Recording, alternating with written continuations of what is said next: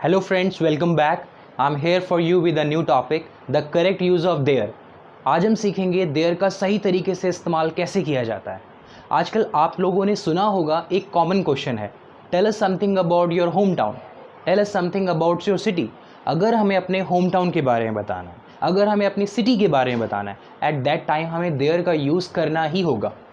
चलिए इस एक्सरसाइज को थोड़ा और डीप से समझते हैं। Let's start.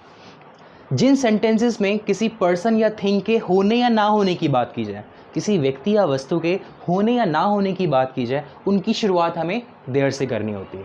For example, you can see this is a room. ये एक रूम है, इस रूम में एक विद्यार्थी है। अगर मुझे सेंटेंस बोलना है इस कमरे में एक विद्यार्थी है, तो मैं किस तरीके से बोलूँगा? There is a student in this room, there is a student in this room.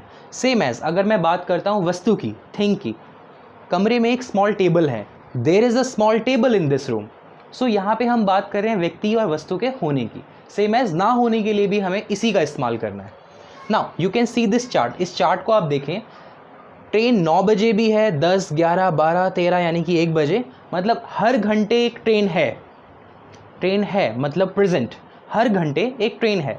अगर मैं प्रेजेंट में देयर का यूज़ करता हूँ तो मैं क्या यूज़ करूँगा इस सेंटेंस को? There is a train at every hour. यहाँ पे मैंने यूज़ करा प्रेजेंट में इज़।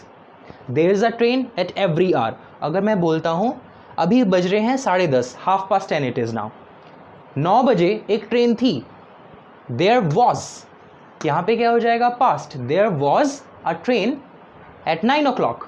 सेम एज अगर मुझे बोलना है कि 12 बजे एक ट्रेन होगी in future, there will B.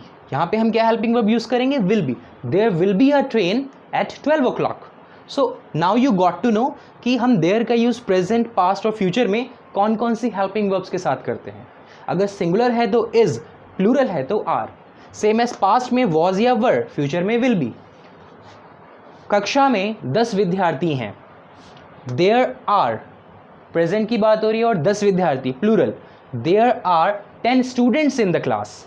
कक्षा में 10 विद्यार्थी नहीं हैं, there are not 10 students in the class. Are not को हम आंट भी बोल सकते हैं, there aren't 10 students in the class. क्या कक्षा में 10 विद्यार्थी हैं? यहाँ पे मैंने क्वेश्चन कर दिया है, तो क्वेश्चन में हेल्पिंग वर्ब आगे चली जाएगी। Are there 10 students in the class. Same as अगर मुझे इसी को पास्ट में बनाना है, क्या कक्षा में 10 विद्यार्थी थे? Were there 10 students in the class. अच्छा, मुझे कहना है फ्यूचर को लेके, कक्षा में 20 विद्यार्थी होंगे। होंगे होंगे के लिए हमें क्या यूज़ करना पड़ेगा? Of course will be. There will be 20 students in the class. अच्छा, यहाँ पे हम जो बात कर रहे हैं वो बात कर रहे हैं काउंटेबल चीज़ों की। 10 विद्यार्थी, 20 विद्यार्थी। मैं कहता हूँ कि हफ्ते में 7 दिन होते हैं, there are 7 days in a week. सौर मंडल में 9 ग्रह हैं, there are 9 planets in the solar system. Now यहाँ पे मैं बात कर रहा हूँ काउंटिंग की, लेकिन जब कभी हमें अनकाउंटेबल नाउन के साथ देयर का यूज़ करना हो, जैसे लिक्विड, पानी, चाय, शुगर, सॉल्ट। फॉर एग्जाम्पल, घड़े में पानी है, there is water. Uncountable noun को आप हमेशा सिंगुलर ट्रीट करते हैं। There is water in the pot, earthen pot, picture you can say. घड़े में पानी नहीं है, there is no water. Uncountable के साथ आप नॉट की जगह क्या लगाएंगे? No. There is no water in the pot. अच्छा, इसी को मुझे अगर पास्ट में कहना है, there was no water in the pot. Okay, ज़रूरी नहीं है हम सिर्फ पानी या इस चीज़ों की बात करें, चाय की बात करते हैं, कप में चाय नहीं है, there is no tea in the cup. बात करते हैं भ्रष्टाचार की। भारत में, हमारे देश में भ्रष्टाचार फॉर एग्जाम्पल नहीं था, there was no corruption. There was no corruption in our country. Bharat में रोजगार होगा, there will be employment in our country. So हम जो यहाँ पे बातें कर रहे हैं, भ्रष्टाचार, रोजगार, इन सब चीज़ों को भी हम गिनते नहीं है कि एक भ्रष्टाचार, 2 भ्रष्टाचार, these are also uncountable. Okay, now let's get back to something else. अगर मुझे कहना है कि वहाँ जाने में कोई नुकसान नहीं है, there is no harm to go there. वहाँ जाने में कोई नुकसान नहीं है, there is no harm to go there. Same as मान लीजिए कोई व्यक्ति जा रहा है और उसने देखा कि एक एक्सीडेंट हो गया, देयर वॉज एन एक्सीडेंट। उसके बचने की कोई उम्मीद नहीं है। उम्मीद के लिए हम क्या यूज़ करते हैं? Hope. It is also uncountable. There is no hope उसके बचने के लिए हम यूज़ करेंगे of his, there is no hope of his survival, उसके बचने की कोई उम्मीद नहीं है।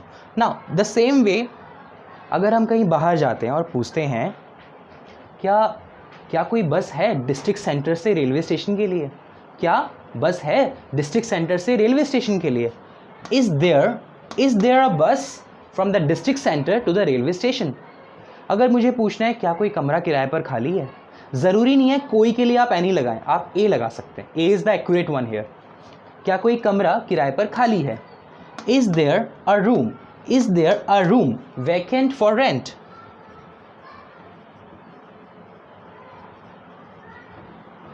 Is there a room vacant for rent, क्या कोई कमरा किराए पर खाली है। नाउ कई बार हम इस तरह के सेंटेंस बोलते हैं, ऐसा कहा जाता है या एक कहावत है, तो उसके लिए आप यूज़ करेंगे अ सेइंग।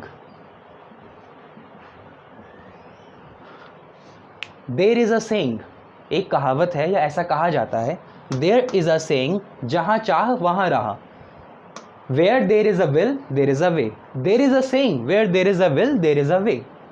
ओके, कई बार हम एक मिस्टेक करते हैं, बहुत कॉमन मिस्टेक। अगर मुझे कहना है कि कल टीवी पर क्रिकेट मैच आया था, क्या आपने देखा? मैंने कहा कल टीवी पर क्रिकेट मैच आया था। इसके लिए हम क्या कहेंगे? There was a cricket match on TV yesterday, did you watch that? There was a cricket match on TV yesterday. अच्छा, अगर मुझे कहना है कल टीवी पर क्रिकेट मैच आएगा, there will be a cricket match on TV tomorrow. Will be आएगा भविष्य के लिए। ओके, इन सब चीज़ों के साथ साथ हम थोड़ा सा और एक्स्ट्रा यूजेस का सीखते हैं। जैसे अगर मुझे बात करनी है कि हाल फिलहाल कुछ हो गया हो, कुछ घटित हो गया हो, तो हम देयर के साथ इज़ का यूज़ नहीं करते। फॉर एग्जाम्पल, कोई जा रहा है, उसने देखा कि एक्सीडेंट हो गया है, वो कहता है कि देखो एक्सीडेंट हो गया है, मतलब एक्सीडेंट अभी अभी हुआ है, बहुत सारे लोग वहाँ खड़े हैं, एक्सीडेंट अभी अभी हुआ है, देखो वहाँ एक्सीडेंट हो गया है। Look there is an accident, यहाँ पे ये थोड़ा गलत हो जाएगा, अभी अभी हुआ है मतलब अभी जस्ट हो चुका है, तो यहाँ पे आप यूज़ करेंगे हैज़ बीन या have been. So look there has been an accident, look there has been an accident, क्योंकि एक एक्सीडेंट की बात हो रही है इसलिए हैज़ बीन लगाया। अगर मैं कहता हूँ इस सड़क पर कई एक्सीडेंट हो चुके हैं, इस सड़क पर, इस रोड पर कई एक्सीडेंट हो गए हैं, so on this road there have been, यहाँ पे क्या आ जाएगा? हैव बीन, प्लूरल, कई accidents. There have been many accidents on this road. I hope you are getting this. Has been और हैव बीन, ये it is a bit complicated, not that much. Now one more example I would like to give. For example, कोई व्यक्ति देखता है कि bank में बहुत सारे पुलिसमैन आए हुए हैं, सो अब वो कहता है कि मुझे लगता है यहाँ चोरी हो गई है, इसलिए पुलिस वाले तहकीकात के लिए आए हैं। मुझे लगता है यहाँ चोरी हो गई है। I think there has been a robbery, I think there has been a robbery. For one more example I would like to share. Last week I went back to my home town, मैं पिछले हफ्ते अपने home town गया for example, and it is completely different now. बहुत सारे बदलाव हो गए हैं, बहुत सारे बदलाव हो गए हैं, हाल फिलहाल में हुए हैं। There have been many changes, there have been many changes. So इस तरह से हम देयर के साथ हैज़ बिन और हैव बिन का यूज़ कर सकते हैं। Now one task is there for you. What you have to do, you have to write some lines about your home town और योर सिटी। आपको अपने होम टाउन और city के बारे में कुछ लाइन्स लिखनी है। Y? when you will try to write some sentences, जब आप कोशिश करेंगे लिखने की, at that time you will have to use this exercise, you will have to use there.